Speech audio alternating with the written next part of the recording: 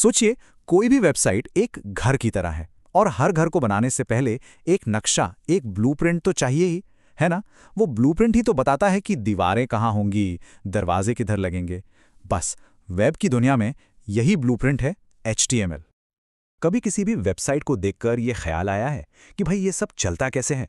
मतलब ये जो टेक्स्ट दिख रहा है, ये तस्वीरें, ये क्लिक करने वाले लिंक्स, ये सब एक साथ जुड़कर स्क्रीन पर इस तरह कैसे दिखाई देते हैं? इसके पीछे का जादू क्या है? तो इस सवाल का जवाब छिपा है एक बहुत ही खास भाषा में। और घबराने की बिल्कुल ज़रूरत नहीं है, ये कोई रॉकेट साइंस नहीं है। ये एक बहुत ही सीधी साधी सिंपल सी भाषा है जो आप कह सकते हैं पूरे इंटरनेट की नींव है। इस भाषा का पूरा नाम है हाइपरटेक्स्ट मार्कअप लैंग्वेज, यानी HTML। अब इसे आसान भाषा में समझें तो ये बस वेब ब्राउज़र को निर्देश देती है कि स्क्रीन पर क्या दिखाना है और कैसे दिखाना है। हम ऑनलाइन जितनी भी वेबसाइट्स देखते हैं ना, उन सब की कहानी यहीं से शुरू होती है। अच्छा, अब यहाँ एक बहुत ही मज़ेदार बात है। HTML असल में कोई प्रोग्रामिंग लैंग्वेज नहीं है। नहीं, बिल्कुल नहीं। ये एक मार्कअप लैंग्वेज है। मतलब इसका काम कोई मुश्किल लॉजिक चलाना या कैलकुलेशन करना नहीं है। इसका काम बहुत सीधा है। ये सिर्फ कंटेंट के स्ट्रक्चर को, उसके ढांचे को डिफाइन करती है। ये ब्राउज़र को बताती है कि देखो, ये एक हेडिंग है, ये एक पैराग्राफ है और यहाँ पर एक फोटो दिखानी है। बस इतना ही। तो चलिए अब इस ब्लूप्रिंट की बेसिक बनावट को समझते हैं। जैसे हर घर की एक नींव होती है, एक फ्रेम होता है, ठीक वैसे ही हर HTML पेज का एक फिक्स स्ट्रक्चर होता है और ये बहुत ज़रूरी है कि उसे फॉलो किया जाए।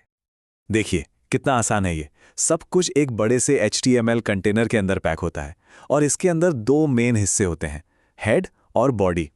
अब जो हेड सेक्शन है उसमें वो जानकारी होती है जो हमें सीधे पेज पर नज़र नहीं आती, जैसे पेज का टाइटल जो ब्राउज़र के टैब में दिखता है। और बॉडी के अंदर वो सब कुछ आता है जो हमें स्क्रीन पर असल में दिखाई देता है, टेक्स्ट, इमेज, लिंक्स, सब कुछ। तो हर टैग का अपना एक खास काम है। सबसे ऊपर जो पहली लाइन दिख रही है ना, डॉक टाइप, वो बहुत ज़रूरी है। ये ब्राउज़र को बताती है कि भाई ये पेज मॉडर्न HTML5 के हिसाब से बना है, ताकि वो इसे ठीक से दिखा सकें। फिर HTML टैग पूरे डॉक्यूमेंट का रूट है। हेड में पर्दे के पीछे की जानकारी है और बॉडी में वो सारा माल मसाला है जो हमें दिखता है। अच्छा, ढांचा तो समझ आ गया। अब बात करते हैं इस भाषा के शब्दों की। HTML में कंटेंट को बताने के लिए टैग्स का इस्तेमाल किया जाता है। देखो, हर HTML एलिमेंट की बनावट बहुत ही सिंपल होती है। एक ओपनिंग टैग होता है जैसे P, फिर बीच में आता है आपका कंटेंट और आखिर में होता है एक क्लोजिंग टैग /P। बस ये ध्यान रखना है कि क्लोजिंग टैग में एक फॉरवर्ड स्लैश होता है। ये दोनों मिलकर एक पूरा एलिमेंट बनाते हैं। और यहाँ ये एकदम साफ साफ दिखता है कि कोड असल में कैसा लगता है। बाईं तरफ जो P टैग के बीच में लिखा है वही दाईं तरफ स्क्रीन पर एक सिंपल से पैराग्राफ की तरह दिख रहा है। कितना सीधा है ना? जो लिखा वही दिखा। बिल्कुल इसी तरह हेडिंग्स के लिए H1 से लेकर H6 तक के टैग्स होते हैं। H1 सबसे ज़रूरी और सबसे बड़ी हेडिंग होती है। और हाँ, ये SEO यानी सर्च इंजन ऑप्टिमाइजेशन के लिए भी बहुत काम की चीज़ है। गूगल जैसे सर्च इंजन को इसी से पता चलता है कि पेज का मेन टॉपिक आखिर है क्या। अब मान लीजिए किसी टेक्स्ट पर जोर देना है, उसे खास दिखाना है, तो उसके लिए स्ट्रॉन्ग और M जैसे टैग्स काम आते हैं। इन्हें सिमेंटिक टैग्स कहते हैं।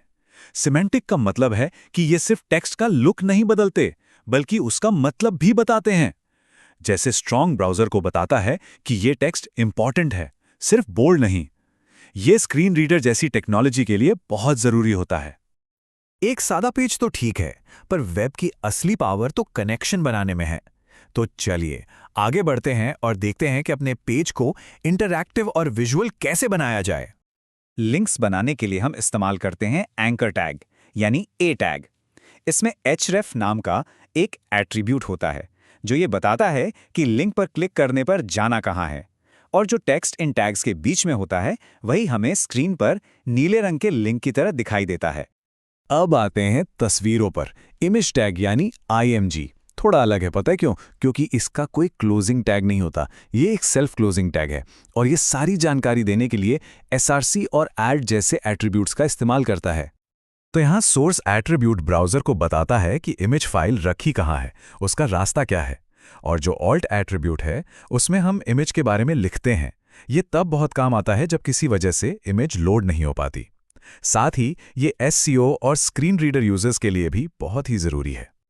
जानकारी को एक ऑर्गेनाइज तरीके से दिखाने के लिए लिस्ट्स बहुत काम आती हैं।